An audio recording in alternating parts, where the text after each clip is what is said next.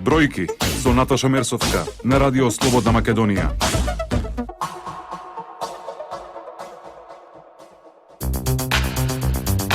Добар ден, ја слушате економската емисија Бројки со мене Наташа Мерсовска. Владата го усвои предлог буџетот за наредната година. Тој веќе е пратен во собранието и за него дебатата почнува од наредната среда. Најмногу пари се издвоени за капитални инвестиции, односно 438 милиони евра. Гледано по сектори, најголем пораст се очекува кај градежништвото од 5,3%. Дали градежништвото ќе биде двигател на економскиот раст оваа година, го прашувам Роберт Ход, председател на Градежната комора при Сојузот на стопанските комори. Добар ден, господине Ход, ви благодарам што издвоивте време да присуствувате во Радио Слободна Македонија. Благодарам на поканата. Како што повеќе пати сме напомнали во минатото, години наназад градежништвото е двигател на економскиот раст во Република Македонија. Последниве податоци што вие ги наведовте со инвестирање во капитални инвестиции на 20% повеќе од минатиот буџет потврдуваат дека сепак и во идниот период градежништвото ќе биде двигател на економскиот развој во Република Македонија. Во моментов буквално се гради низ цела Македонија. Се градат 3 експресни, магистрални, регионални и локални патни правци. Што се е планирано да се гради? Точно така, Македонија е подолг период, неколку години големо градилиште, тоа е евидентно, тоа секој граѓанин може да го види, каде да се упатите, ќе наидете на знаци на градба, дали е тоа на пат. Во главниот град сите сме сведоци дека се градат и индивидуални згради, индивидуални објекти, меѓутоа се градат и административни објекти. Во иднина има најава, како што знаете, на многу регионални патишта, инвестиции во инфраструктурата, најава за тендер за автопатот Гостивар-Кичево, поврзување на таа линија на автопатик од Скопје до Охрид, постоечкиве што се градат, веќе што се во фаза на градба 3 автопатишта, голем број регионални патишта, брзи патишта, еве сега најави и тендер за, мислам беше градско, Прилеп градско. Насекаде се гради, доста ќе се вложува и во другите сектори, значи во хидро, градбата, така да си продолжува растот во овој сектор. Има ли доволно работна сила да одговори на барањето? Да, тоа е најголемиот проблем во градежниот сектор. Нормално е кога имаме раст, еве последниот квартал е 31% на раст на градежништвото и тој раст е перманентен неколку години, дека не е возможно ни една економија да има да го следи тој раст со работна сила. Во градежниот сектор има недостаток и на ниско квалификувана работна сила, меѓутоа има недостаток и на стручен кадар и тоа е проблем кој во иднина треба градежниот сектор заедно се надевам и со институциите, можеби со образовниот систем да го решава, бидејќи ќе се соочиме со реално невозможност за исполнување на обврските што сме ги преземале. А има ли доволно домашни градежни компании кои што можат да одговорат на потребите на пазарот? Македонија беше во минатото позната како земја, збориме за во бивша Југославија, како земја со голем број градежни компании, голем број на работници во градежниот сектор. Се знае, тоа беа големи гиганти предпријатија кои после во трансформацијата, можеби со исклучок на едно или две предпријатија остана исти, меѓутоа во понамален број. Таа трансформација едноставно ги уништи тие големи мега компании, меѓутоа во овој период на интензивирање на градежниот сектор се ствараат нови компании. Тоа е една плејада на големи компании, средни компании кои можам со гордост да потврдам дека се и членки во Градежната комора при Сојуз на стопански комори, кои цел овој градежен бум го изградија. Така да во Македонија веќе има голем број на бренд компании кои се истакнуваат на пазарот. Компании има. Значи тоа е дефинитивно дека има. Работната сила треба да решаваме недостатокот. тоа се некој. Гледајќи ги податоците на Државниот завод за статистика во градежниот сектор, се гледа дека од година во година опаѓа бројот на домашни компании кои што се ангажираат да извршуваат работа на странските пазари. Зошто е така, дека има потреба од Македонија да останат или Тоа е нормален процес. Ја неколку пати наведувам, едноставно нема потреба и немаме ни капацитети веќе, бидејќи сите наши капацитети се ангажирани во Република Македонија. Ни една од околните држави соседни нема ваков градежен бум, за да можеме ние, можеби на времето беше тоа Црна Гора, меѓутоа и тука веќе стагнира, иако Црна Гора повеќе ги користеше нашите работници, не нашите компании. Така да сега е минимално учеството на градежните компании на странскиот пазар од тие причини. Немаме потреба во моментов и немаме капацитети за да можеме да одиме надвор, бидејќи сите сме ангажирани во Република Македонија. Господине Хот, оваа недела побаравте брза лента за инвеститорите. Што значи ова?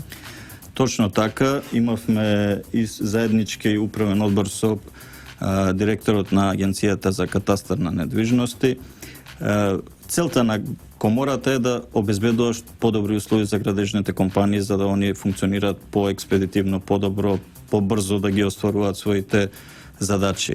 Една од тие работи беше обезбедување на побрзи услуги во катастарот во Агенцијата за катастар на недвижности, каде што имавме една добар состанок со директорот и ги утврдивме сите можности каде може да се убрза процесот на добивање на одредени запишување на хипотеки, беше прибележување во имотни листови, значи сите технички работи да можеме да ги убрзаме. Катастарот излезе во пресред, можам да кажам експресно, веќе се договараат работни групи каде што сите тие, тука се работи за технички прашања од техничка природа кои треба да се решаваат на лице место со ангажирање на градежни компании и стручни лица од катастарот. Во брз рок тоа ќе се заврши и компаниите ќе имаат еден вид, тоа го викаме брза лента, значи не е повластен третман, меѓутоа побрз третман за правните лица. А колку се чека во моментов сега во моментот во катастар за оваа иста процедура? Процедурите се различни. Има некои процедури кои експресно се завршуваат, меѓутоа има некои кои, например, впишување на хипотека, кои се чекаат подолго. Директорот објасни дека не се работи за ништо друго, туку недостаток на обучен кадар кој во моментот треба да се дообучи, поради некои состојби што ги имале во катастарот и рече дека во наредниот период сигурно ќе се убрза тој процес. Господине Хот, овде предлагам да направиме мала музичка пауза, да ги слушнеме рекламите, па ќе продолжиме со разговорот. Економската емисија Бројки ја слушате на Радио Слободна Македонија секој четврток во 11 часот. Со мене, Наташа Мерсовска. Гостин во емисијата Бројки Роберт Хот, председател на Градежната комора при Сојузот на стопанските комори. Господине Хот, изминатиот период земјотресите внесоа паника кај граѓаните во Скопје. Сите стравуваат дали се издржливи и колку нивните градби. Кажете ми, дали сите инвеститори внимаваат со какви материјали се градат зградите?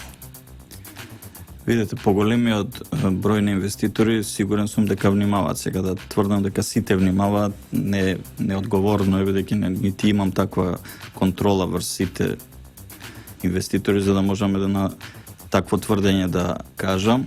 Меѓутоа, сепак во последниве години се воспостави систем на контрола, а тоа е со новиот закон од 2013, каде што ИЗИС ги контролира градбите во текот на градбата два пати најмалце во самиот тек на градбата покрај контролата на самиот проект.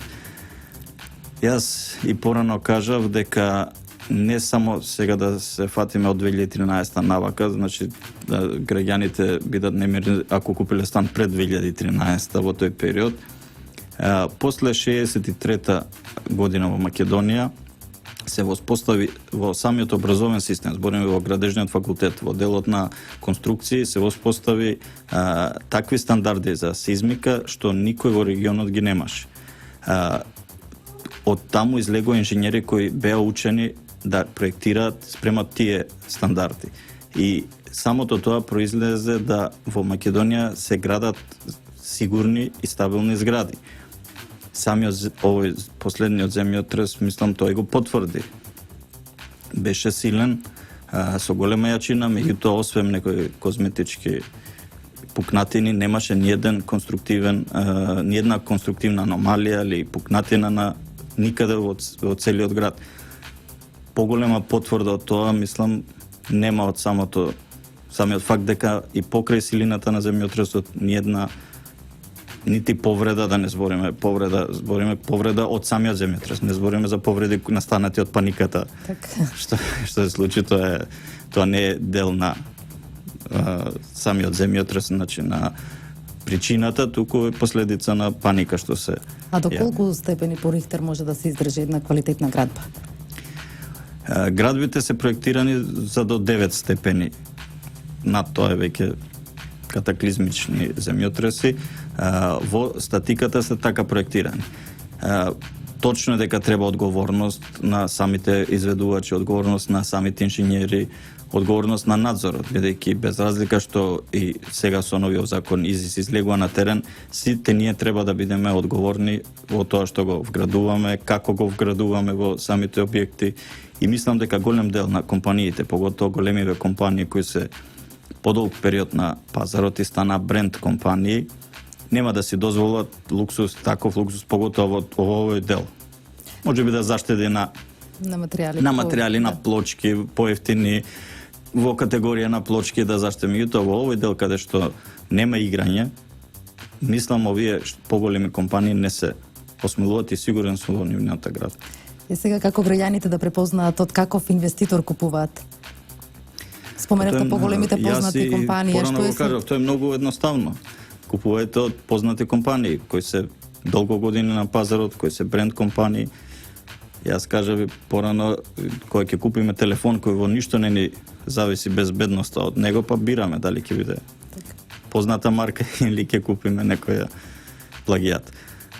Купувајте од познати компании кои се долго време на пазарот, тоа е единствена мерка, односно единствена гаранција што во моментот, бидејќи граѓаните не се стручни, не може сега без разлика и да е стручен. Во моментот кога е готов станот, невозможно е ти да испиташ дали е тој правен по сите стандарди сеизмички или не е правен.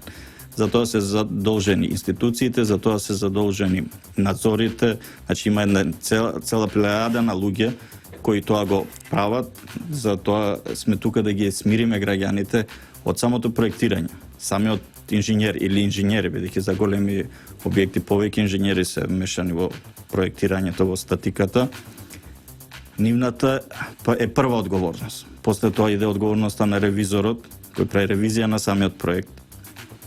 После тоа оди целиот тој проект оди во ИЗИС, каде што повторно го контролираат, надзорот го контролира дали тоа така се гради. Значи имаме повеќе филтри на контрола. Тие контролираат на хартија или излегуваат на лице место да видат дали на вистина? Значи ИЗИС излегува на лице место. А има ли улога висината на зградата, затоа што некои велат колку е повисока, толку е понестабилна? Или нема значење тоа? Не, цел свет гледаме високи згради се градат. Меѓутоа не знам колку имаме потреба сега да одиме ние многу во висина во Скопје. Меѓутоа светските искуства покажуваат дека малтене до километар веќе стигнаа во висина, така да не е тоа. Ако се гради правилно, ако се гради по сите пресметки и стандарди, тогаш нема проблем. Господине Хот, се уште е актуелен владиниот проект Купи куќа, купи стан и Купи куќа за млади. Кажете ми каков е интересот на граѓаните за овој проект? Интересот од почеток беше голем интересот, меѓутоа овој новиот дел од проектот, каде што е Купи куќа за млади, предизвика вистински бум на пазарот, бидејќи субвенциите се навистина големи, што не може, јас викам, никаде во регионот, а и пошироко не можеме да најдеме ни приближно некоја мерка која на младите брачни парови возможува со многу малце средства, барем во првите години, првите 12 години да можат да се вселат во една куќа, да живеат и да не им биде товар самото плаќање на тие месечни рати. Повторуване повеќе пати, не е лошо да повториме уште еднашка за максимален износ од 50.000 евра, колку што е и проектот, за да добијат куќа би кажувам некои стандардни цени, 100 квадратна куќа со се плац. И со една таква максимална варијанта, месечната рата се движи од 62 до 66 евра во првите 8 години. Се разбира, таа е поголема, остатокот го покрива субвенцијата од владата. Сите ќе се сложиме, таа рата може да се дозволат поголем број на млади луѓе и млади брачни парови, и тоа е проект од национален интерес за Република Македонија, да успееме младите луѓе да ги задржиме во државата, бидејќи кога едно ново семејство ќе се обезбеди куќа, односно покрив на главата, потешко ќе се одлучи да ја напушти државата. Што е поисплатливо, куќа или стан? Видите, тоа се различни категории и различни се и купците. Значи, има луѓе кои се определуваат за стан и воопшто не се интересираат за куќа, додека има луѓе кои се навикнати и сакаат да градат куќи, односно да живеат во куќи. Новиот дел од проектот Купи куќа, купи стан, купи куќа за млади придонесе само за изградба на индивидуални куќи огромни субвенции. Така да во моментот далеко поисплатливо е да се гради куќа преку проектот отколку да се купи стан. На почетокот се добиваше впечаток дека банките се малку ригидни при одобрување на овие типови на кредити. Како е сега состојбата? По колку, да имате бројка по колку месечно се одобруваат? Точно така, меѓутоа тие, јас ги викам, детски болести мораше да се прележат. Може би сите беа скептични околу проектот. Упорноста во проектот и нашата упорност доведе до резултати, така да веќе можам да потврдам дека сега се одобруваат кредити за проектот Купи куќа за млади. Вчера имам 2 потврди за одобрени кредити. Не можеме да земеме просек, затоа што сепак ова се куќи, ова се објекти, не е ова секојдневно одобрување. Меѓутоа, сепак веќе почна и тоа ме радува, бидејќи малте немаме недела да не се одобрат кредити. Има доволно локации низ Македонија за изградба на куќи? Има доволно најави за локации кои во моментов треба да се обработат, да се урбанизираат. Приватни локации ние како компанија се трудиме да најдеме, наоѓаме, нема колку што ние би сакале, меѓутоа се трудиме да најдеме што повеќе можеме, додека овие што се по општините имаат обврска да ги урбанизираат. И јас се надевам веќе од идната година дека ќе почнат масовно да излегуваат на пазар.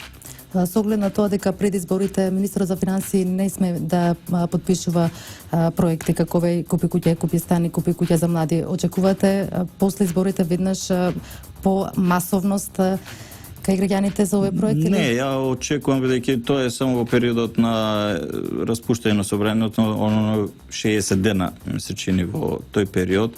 Меѓутоа, сепак потребно е да не се застане тука, бидејќи во тој период можат сите други останати документи и одобрувања од банките да се добијат и да има континуитет. Нема потреба да се застане.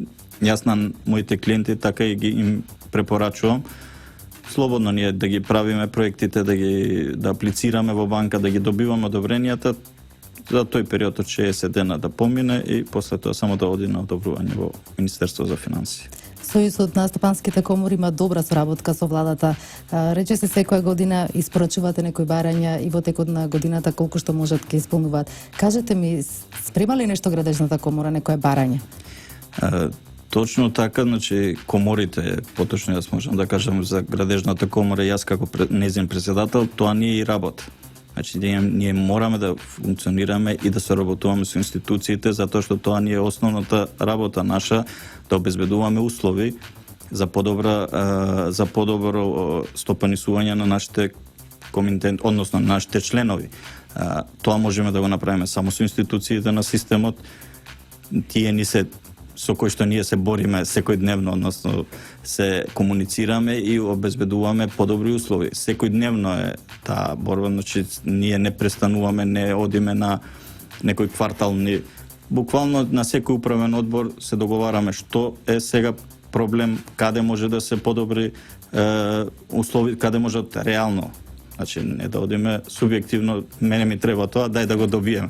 Значи реално да помогнеме на институциите да излезат во пресред, бидејќи и они сепак не знаат се у нашиот дел на проблеми и они се многу транспарентни, многу веднаш прифаќаат. Еве последниот пример е со Агенцијата за катастар, каде што веднаш одговорија на нашето барање, дојдоа, објаснија, имаше работи кои ние не ги знаеме во што се случува во катастарот, така да кога веќе ни објаснија, свативме целата слика и најдовме заедничко решение како да се подобрат условите, односно да се убрза процесот.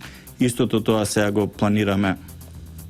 Мислам веќе е пратено писмото до Министерот за транспорт и врски, каде што бараме средба за некои други проблеми од тој сектор. Најава има со Министерот за финансии да се сретнеме. Тоа ни се секојдневни активности. Господине Хот, јас ви благодарам што бевте гостин во емисијата Бројки. Благодарам на вас. Бројки со Наташа Мерсовска на Радио Слободна Македонија.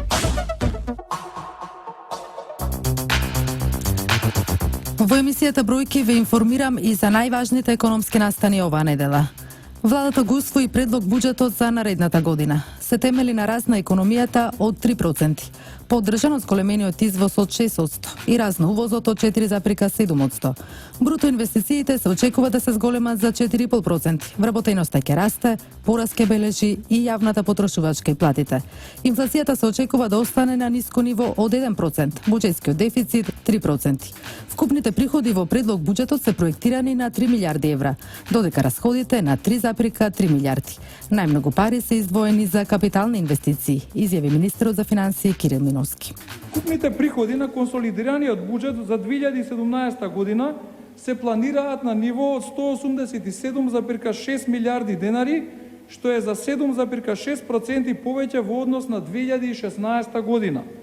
Вкупните даночни приходи се очекува да забележат раст од 9,5% во однос на 2016 година, од кои персоналниот данок треба да оствари раст од 9,3%, данокот на добивка од 16,1%, ДДВ раст од 10%, акцизата за 12,7% и царината за 2,5% во однос на 2016 година. Вкупните расходи се планирани на ниво од 206,22 милиарди денари, или за 4,5% повеќе во однос на годинава. Од нив за тековни расходи се планирани 179,26 милиарди денари, или раст од 2,4% во однос на 2016 година. Во рамки на тековните расходи се планирани 26,77 милиарди денари за плати. Социјалните трансфери се проектирани на 92,7 милиарди денари, при што се опфатени ефектите од политиката за поддршка на пензионерите и корисниците на социјалната помош. За дополнителниот заменик министер Кира Наумов, овој предлог буџет е базиран на нереални очекувања од економијата. Нивото на капитални инвестиции смета дека е неостварливо. Наумов смета дека се работи за уште еден буџет наменет за предизборни цели, кој тој и не гледа како технички би можел да се донесе доколку собранието се распушти на 12 октомври. Она што загрижува во самиот буџет, една бројка само ви кажал, она што е стварно историски највисоко е каматата која што треба да се плати за јавниот долг идната година. Тоа е историски највисока бројка, до година се планираат, односно се неопходни 133 милиони евра за исплата само на камата на долговите. Само за споредба, 133 милиони евра или ова бројка е третина од буџетот што се троши за Министерството за образование или исто така третина од оно што се троши кај фондот за здравство. Гасификацијата ќе обезбеди поевтин енерген за граѓаните и за стопанството, со кој значително ќе се намали загадувањето. Велат експертите од оваа сфера. Владата донесе одлука за нов проект за изградба на дистрибутивна мрежа на природен газ. Според него цената за приклучок се намалува од 100 на 80 евра, а разликата ја субвенционира државата. Држава која што се соочува со големи проблеми во животната средина, особено со PM10 и PM2,5 частичките во градовите Скопје, Тетово и Битола, очекувам да видиме најголем бенефит во подобрувањето на амбиенталниот воздух во овие градови. Со оглед на тоа што голем дел од емисијата на PM частички доаѓа од процесите на согорување, кога би ги замениле постојните горива со природен газ, може да очекуваме подобрување на квалитетот на воздухот во градовите. Рударството ќе заживее од наредната година. Оптимизмот Асоциацијата за рударство го темели за рестартирање на рудниците за олово и цинк во Пробишти Пикрева Паланка, како и отварањето на новиот рудник во Казандол Валандово. Сепак клучен фактор за развој на секторот е политичката стабилност. Капиталот не трпи политика. Ако се откажат од кај нас, ки инвестират негде на друго место и за тоа треба да бидеме и во ваква ситуација кога владее политичка криза, треба да бидеме предострожни и да внимаваме на ова дека лесно може капиталот да ни оди од кај нас. Во близина на дебарското село Гари отворена е фабрика за производство на флаширана вода. Се работи за хрватска инвестиција вредна 14 милиони евра. Инвеститорите велат дека ова е една од најсовремените фабрики од овој вид во Македонија и регионот. Досега во фабриката се вработени 25 лица, а во иднина се очекува бројката да расте. Инвестицијата што тука во овој прекрасен предел ја почнавме од темели пред околу 3 години. Денеска, благодарејќи на двајца инвеститори од Република Хрватска, господинот Дашмир Абдија и господинот Бранимир Којич, доби свој лик во една од најмодерните, најсовремените и технолошки најопремените фабрики во Македонија, но и во поширокиот регион. Според министерот за привлекување на странски инвестиции Горан Мицковски, новите вработувања во фабриката целосно ќе го заживеат Дреканскиот регион. Тој го потенцираше значењето на водата како ресурс на иднината. Завршувањето на овој проект е уште еден доказ дека бизнисот во Македонија оди напред и државата продолжува да биде одлично место за инвестирање и покрај сите политички случувања последниве 2 години. Државата ќе исплаќа субвенции на винарниците за да го забрза откупот на грозјето. Владата донесе одлука да се исплаќаат по 3 денари субвенција за секој откупен килограм вранец. Поддршката ќе се исплати на винариите кои ќе откупат повеќе грозје од лани. Откупот на оваа сорта мора да заврши за неколку дена. Грозјето што се береше сабота и недела практично не можеше да се винарите да го преработат. Од тие причини апелирам да и сега лозарите и винарите се договараат кога да им го однесат грозјето, да не го берат, бидејќи винариите имат капацитет. Например, одредена винарија има 200 тони што може на ден да преработи, друга 300, 400, највеќе што може да преработи 500-600 тони. Така да го ги собереме капацитетот на сите винарии и грозјето кое што оберено во еден ден, практично винариите не можат да го преработат. Објавен е тендерот за избор на компанија која ќе го гради експресниот пат од Градско до Прилеп. Министерот за транспорт Мисајловски вели дека изведбата на овој најсложен дел од новиот пат, кој ќе биде во должина од 15 километри, ќе чини 31,8 милиони евра. Со изградба се очекува да се започне почетокот на наредната година, а делницата треба да биде готова за 2 години. Збориме за 15 километри поврзување кон Прилеп кон Градско, значи дополнување на експресниот пат. Инвестиција што е многу важна за Република Македонија, бидејќи комплетно целата инвестиција би изнесувала и преку 80 милиони евра. Доделени првите грантови за 10 приватни старски домови. Инвеститорите добија по 12.000 евра за нивно опремување. Со нивното отворање се очекува да се зголеми бројот за згрижување на стари лица за 40%, како и да се отворат 100 нови работни места. Овие 10 приватни домови за стари лица ќе отворат капацитет од околу 350 дополнителни легла за старите лица во нашата држава и ќе отворат над 100 работни места во Република Македонија. Тоа од прилика е зголемување за околу 33% на бројот на вработени во приватни домови за стари лица или пак зголемување за над 40% на капацитетот за згрижување на стари лица. Не само што ќе се зголемат квалитетот и условите за сместување на старите лица, него дополнително ги мотивира и оние што можеби размислувале да отворат старски дом во иднина, да дојдат во агенцијата за вработување и да поднесат апликација. Овде завршува уште една емисија Бројки во продукција на Радио Слободна Македонија. Денеска 22 септември. Со мене уредник и водител Наташа Мерсовска и Далибор Зафировски, техничка реализација. Со нови содржини слушајте не и наредниот четврток во истиот термин. Јас ви посакувам убав ден. Бројки со Наташа Мерсовска на Радио Слободна Македонија.